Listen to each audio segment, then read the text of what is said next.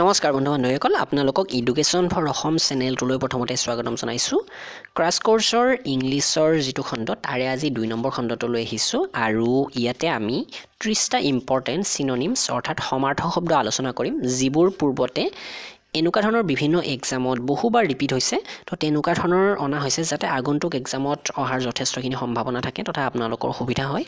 আৰু আশা কৰোঁ আপোনালোকে ভিডিঅ'বোৰ লাইক কৰিব আৰু অন্য যদি সেশনবোৰ চোৱা নাই তেনেহলে ডেসক্ৰিপচন চেক কৰিব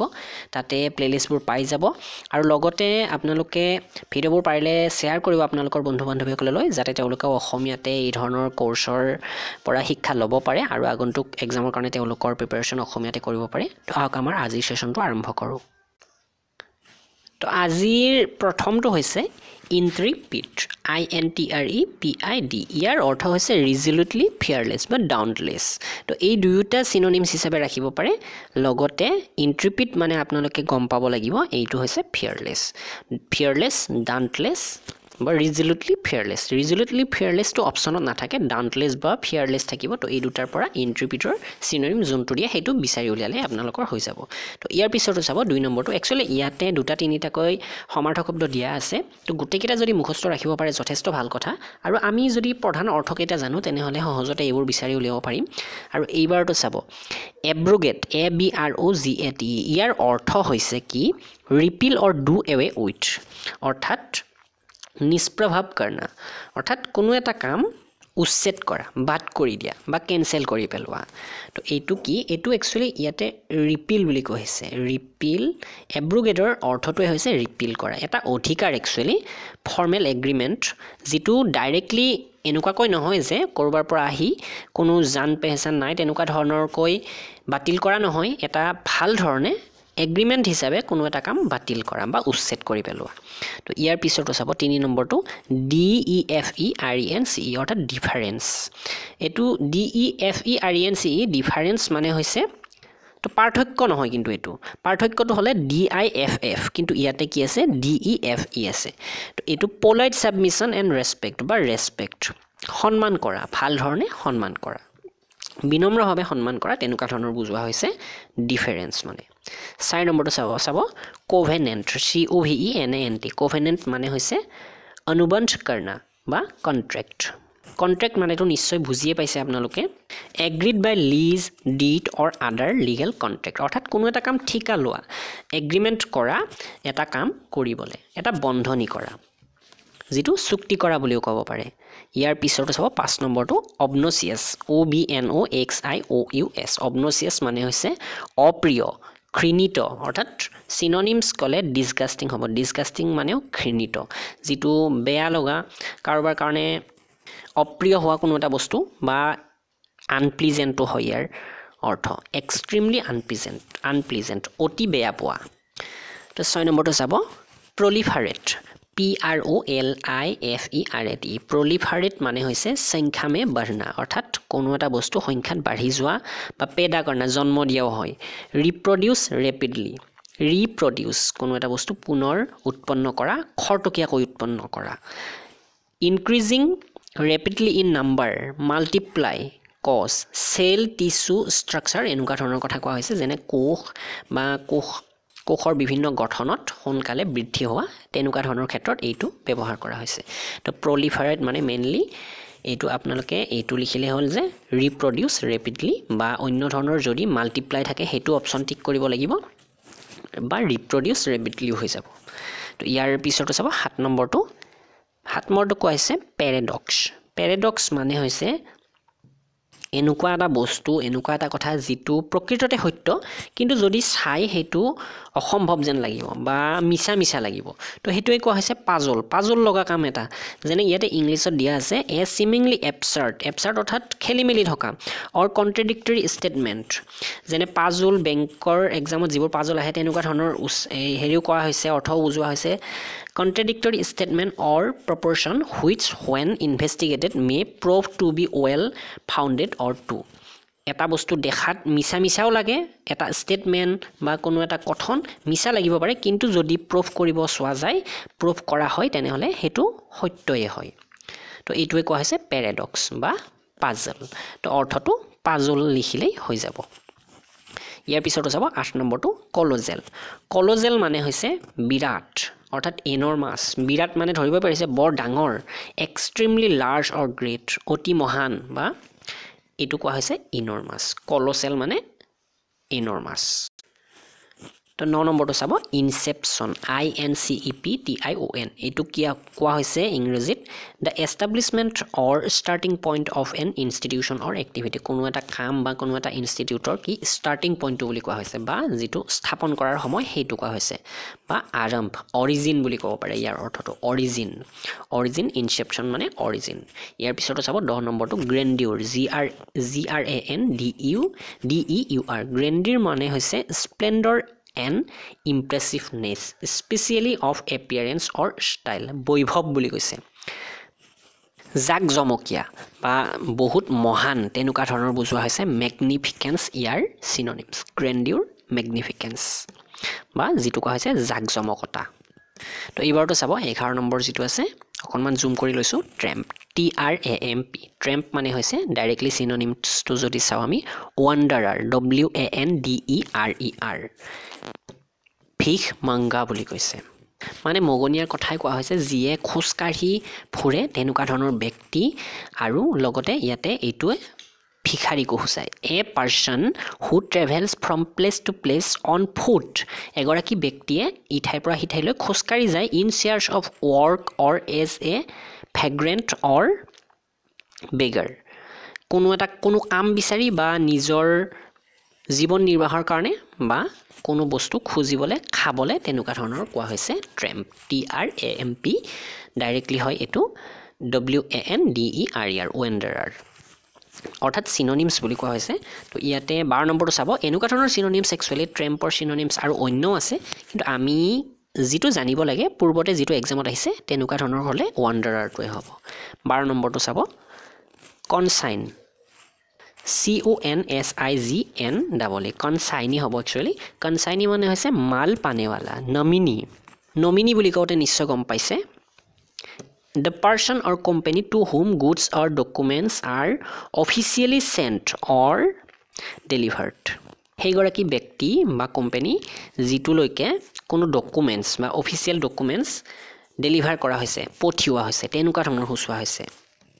যিগৰাকী ব্যক্তিয়ে বস্তুখিনি পাব তেওঁৰ নাম দিয়া হৈছে নমিনি বা কনসাইনি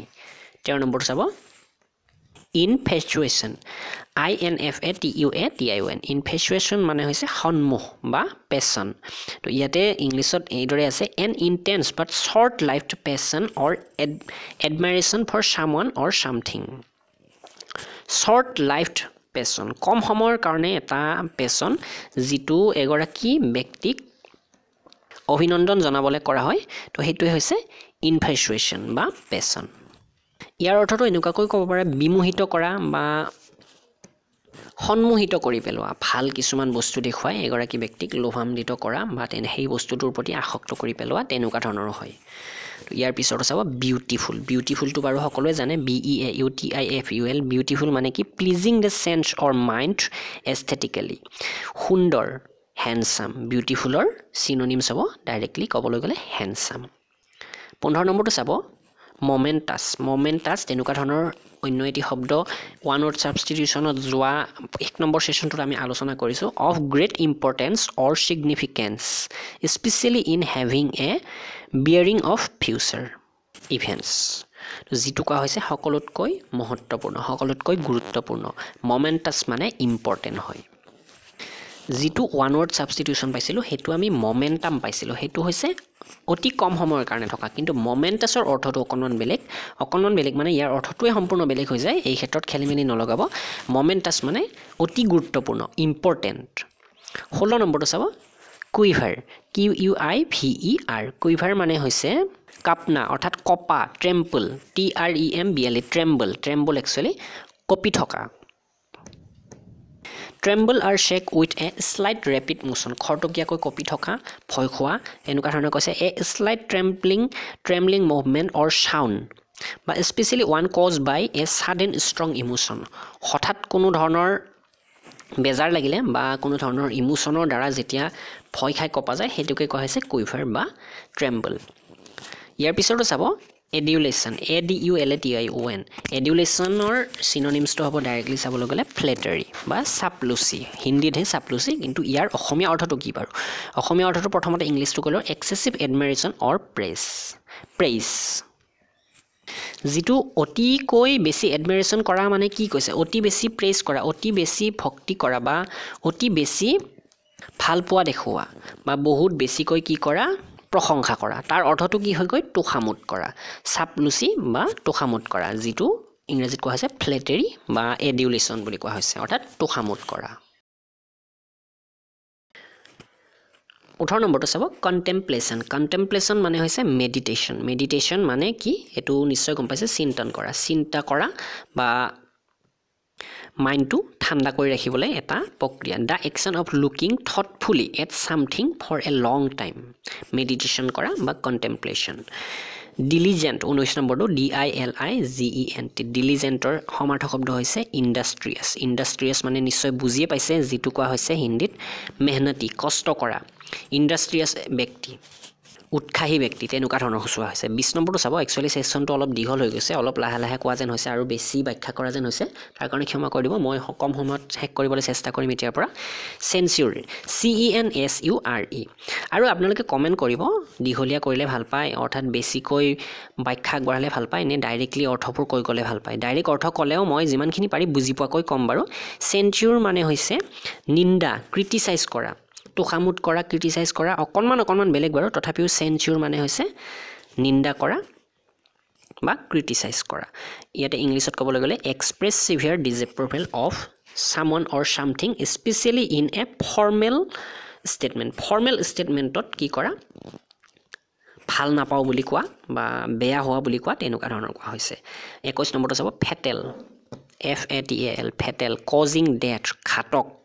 বা ডেডলি যেটো ভয়ানক হয় মৃত্যুমুখী বস্তু যেটো কোৱা হৈছে ঘাতক বুলি কোৱা হৈছে ফেটেল মানে ডেডলি ইয়াৰ পিছৰটো চাব 22 নম্বৰটো ডলফুল DOLEFUL ডলফুল মানে এক্সপ্ৰেছিং সৰো বা মৰ্নফুল দুখ প্ৰকাশ কৰা হেতু কোৱা হৈছে শোকগ্ৰস্ততা বা মৰ্নফুল এই ডলফুল মানে মৰ্নফুল লিখিলে হৈ যাব অৰ্থাৎ মৰ্নফুলটো ঠিক কৰিলে হৈ যাব যেটো কোৱা হৈছে শোকগ্ৰস্ততা ইয়াৰ পিছৰটো চাব 23 নম্বৰটো গ্ৰাফ GRUFF ইয়াৰ অৰ্থ হৈছে rough and low in pitch বা কঠোৰ গ্ৰাফ মানে কঠোৰ বা ৰাফ আৰু UGH ৰাফ 24 নম্বৰটো চাব ফিডেলিটি FIDELITY ফিডেলিটি মানে হৈছে বফাদাৰী মানে নিশ্চয় বুজি পাইছে লয়ালটি বুলি কোৱা হৈছে আনুগত্য প্ৰকাশ কৰা কাৰোবাৰ প্ৰতি সততা ৰখা কাৰোবাৰ প্ৰতি বিশ্বাসভাজন হোৱা কাৰোবাৰ বিশ্বাসী হোৱা যেটো কোৱা হৈছে loyalty faithfulness to a person কোনো এগৰাকী ব্যক্তিৰ প্ৰতি বিশ্বাসী হোৱা ফেইথফুল হোৱা cause or belief demonstrated by continuing loyalty and support কৰা কাৰোবাক বিশ্বাসেৰে সাপোৰ্ট কৰা তেনুকা ধৰণৰ হৈছে ইনফ্ৰাক্সুয়াছ মানে হৈছে INFRUCTUOUS ইনফ্ৰাক্সুয়াছ মানে হৈছে ফ্ৰুটলেছ আনপ্ৰফিটেবল কোনো ফল নধৰা প্ৰফিট নোহোৱা নিষ্ফল বুলি কোৱা হৈছে যেটোক ডাইৰেক্টলি কোৱা হৈছে অৰ্থত ফ্ৰুটলেছ বুলি কোৱা হৈছে ইনফ্ৰাক্সুয়াছ কোনো অৰ্থ নোহোৱা কাম আৰু তেনুকা ধৰণৰ ইয়াৰ পিছৰটো চাব গাৰ্নিছ GARNISH গাৰ্নিছ মানে হৈছে ডেকোৰেট অৰ এম্বেলিছ সামথিং স্পেশালি ফুড সুশোভিত কৰা এডৰ্ন কৰা গাৰ্নিছ মানে সিনোনিমটো হ'ব এডৰ্ন ADORN 27 নম্বৰটো হৈছে mentor MENTOR an experience and trusted adviser গুৰু গাইড মেন্টৰ মানে গাইড এগৰাকী কি এক্সপেৰিয়েন্স যথেষ্ট অভিজ্ঞতা থকা তথা বিশ্বাসী উপদেষ্টা যাক কোৱা হৈছে গুৰু বুলি কোৱা হৈছে গাইড বুলি কোৱা হৈছে ইয়াৰ পিছৰটো চাব 28 নম্বৰটো সুপাৰষ্টিচিয়াছ SUPERSTITIOUS সুপাৰষ্টিচিয়াছ মানে having or showing a belief in superstition a widely held but